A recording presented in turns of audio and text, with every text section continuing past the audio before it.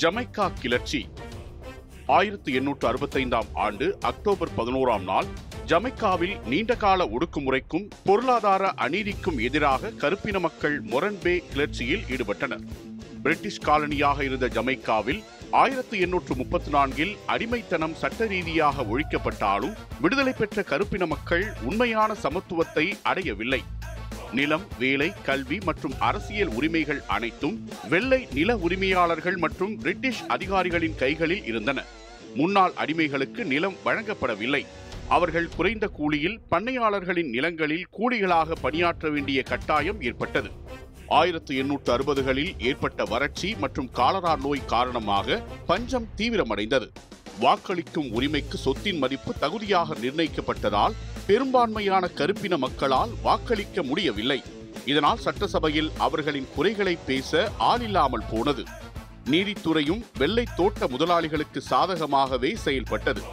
உள்ளூர் சமூக தலைவரான பால் போக்லே மற்றும் அரசியல்வாதியான ஜார்ஜ் வில்லியம் கார்டன் ஆகியோர் இந்த கடுமையான அநீதிகளை எதிர்த்து மக்களை திரட்டினர்.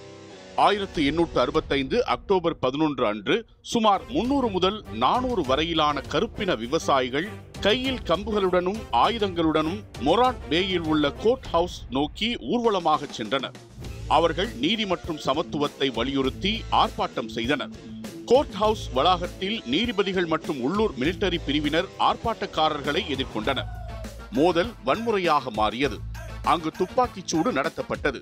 கூட்டத்தினரின் தாக்குதலில் சில அதிகாரிகள் மற்றும் பண்ணையாளர்கள் கொல்லப்பட்டனர். கிளர்ச்சியாளர்கள் கோர்ட் ஹவுஸை எரித்தனர். ஆளுநர் எட்வர்ட் ஜான் ஏயர் ராணுவ சட்டத்தை அறிவித்து கிளர்ச்சியை மிக கொடூரமாக ஒடுக்கினார்.